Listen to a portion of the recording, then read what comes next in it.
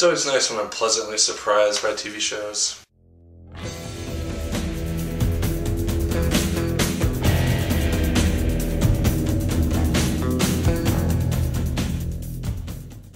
Hello once again, watchers of Good TV. My name is Nick Pell, and this is once again coming from my college dorm room. Now today I'm going to be talking about Season 1 of Better Call Saul. This is the spin-off of Breaking Bad, starring Bob Odenkirk as Saul Goodman. Bob Odenkirk, he does a fantastic job reprising his role as Saul Goodman, who in this season has his original name, Jimmy McGill. And Jimmy McGill and Saul Goodman are two completely different people. Jimmy is a lot more innocent. He tries to do the right thing. He is a very good lawyer, but he's also not a very well-respected lawyer. And so it's really interesting to see the show explore that. And we get to see Jimmy eventually become the Saul Goodman that we know from Breaking Bad. And so I'll be curious to see how that show does this in the next couple seasons. Jonathan Banks is back as well as Mike. Mike is always a very fun character to see on this show just because his demeanor and his very serious manner is always just fun to see conflict with Jimmy's more upbeat and perky and more positive look on life. But Mike is always just this nice person to see, just very grounded in reality, and it's just fun to see him on this show, and I'm glad that the actor is willing to reprise his role as the character. Rhea Horn, she is Kim, and Kim is someone who has a history with Jimmy that we don't really know a lot about. We can kind of interpret here or there that have had some sort of relationship in the past, but it's never really brought up per se and very clearly. I'm guessing that'll be more articulated in the second season, but she's always a fun character. She's in pretty much every episode, and she's just kind of the person that Jimmy can go to talk about this or that. And she's a fun character to see on the show. She's very loyal to Jimmy, which is also a very interesting thing to see, and I'll be curious to see how that changes as Jimmy eventually does transform into Saul Goodman. And lastly, Michael McKean plays Chuck, and Chuck is the brother of Jimmy. He's the older brother, and he has this strange mental condition where he cannot go out in the sun or be around technology. It's very strange, and I do like how the show kind of deals with Jimmy's conflicted views about his brother, because there's one episode where his brother ends up in the hospital and the doctors want to send him to a mental institution, but Jimmy is so dedicated and loyal to his brother that he refuses to allow them to do that. And it's just kind of interesting to see the conflict between these two individuals, especially more towards the end of the season. Now, the first thing about this season that I really want to bring up is the opening sequence, with it showing us what, I guess Saul at this point is doing after the events of Breaking Bad. Okay, yes, he survives Breaking Bad, kind of a given.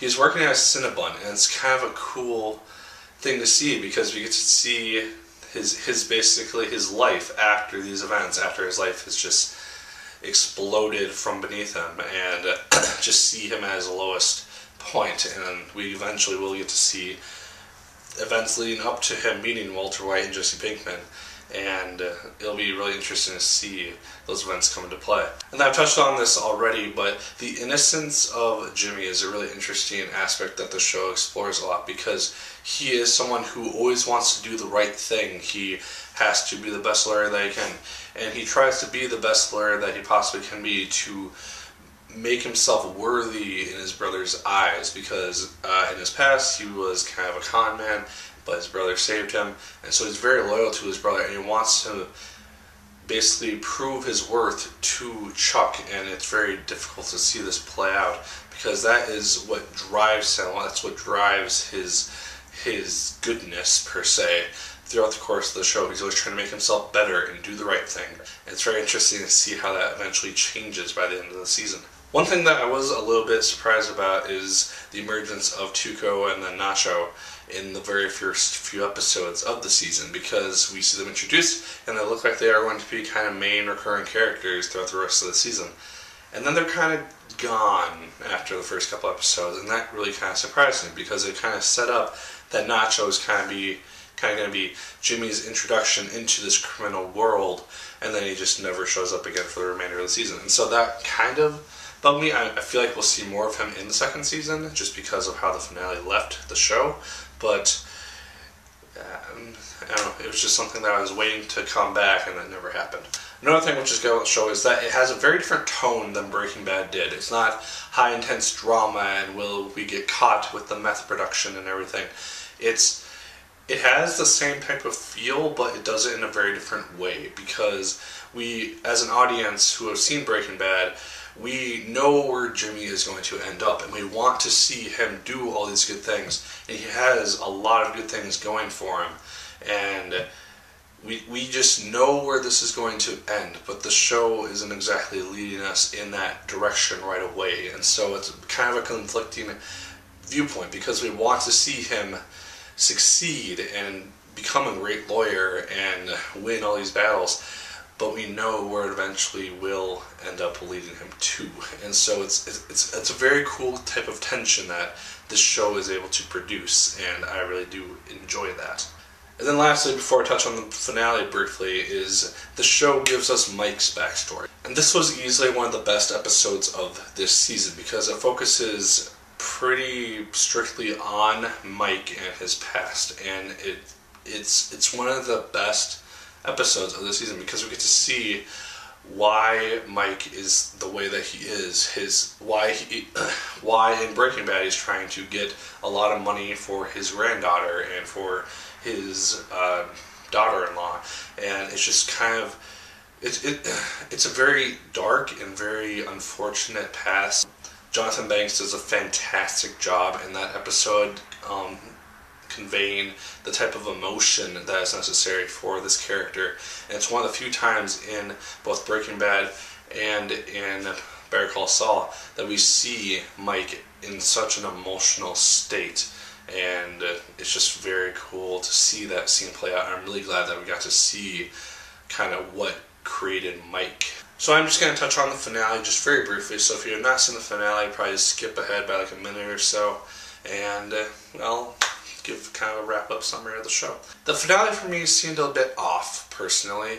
It started off just kind of like a regular episode. We have Jimmy now against Chuck, because Chuck has revealed, oh hey, I think you're a scumbag and you'll never be a real lawyer, and so that demoralizes Jimmy, because like I said earlier, wanting to impress his brother and do right by his brother is the main motivation for him trying to do the right thing and be a great lawyer. Now that he knows that he will never be that in his brother's eyes, no matter what he does, he will always be Slippin' Jimmy. He has chosen to embrace that, and is very interesting to see that play out. And then he goes back to his hometown for a little while. He touches base with his old friend. He becomes Slippin' Jimmy again for a week, and it's very interesting to see that play out. But it also did give the show a bit different of a feel, and I thought that the finale was going to go in a completely different direction, and it really did not end up doing that. And so it just felt very off and very different from the rest of the show, and I didn't really like it for that purpose. I thought that the end presented a very different way that I thought it was going to end, because I thought they were going to keep building up, oh hey, he's going to become this great person, then something terrible will happen and it'll cause his downfall into Saul Goodman. But we see him at kind of a crossroads at the very end of the episode, where he can either keep going forward and get this great lawyer job, or he can go away and become the person that his brother thinks that he is, and he chooses the latter, it would appear. And we don't know, he could turn around and go back, for all I know, in the beginning of the second season, but as of now, it seems like he has made his first steps into becoming Saul Goodman, and I'll be very curious to see where the second season takes us, if it will continue this kind of tough journey that Jimmy will eventually take to become Saul Goodman, or if he will mend ties with Chuck and try to do right by him again. It'll be interesting to see. But those are my thoughts on Season 1 of Better Call Saul. I did enjoy it for the most part. I thought it was a very cool show. It really surprised me, because I was not expecting this show to be great. When I had heard that they were doing a spin-off based on Saul Goodman, I was very skeptical. I did not think it would be that good. And I thought it was going to be a lot more of a comedy show than anything. But it ended up being a very cool drama, and I'm very excited to see where Season 2 takes us, and potentially other seasons past that point, leading up to him getting office in Albuquerque and possibly interacting with Walter White and Jesse Pinkman. So those are my thoughts. Leave yours in the comments down below. Did you enjoy season 1 of Better Call Saul just as much as I did? Let me know. Did you hate it more than I did? Let me know that as well. Like, fair, comment, and subscribe. Once again, if you so choose, I'd appreciate it immensely. And as always, my good people, my name is Nick Pell. And once again, keep on watching.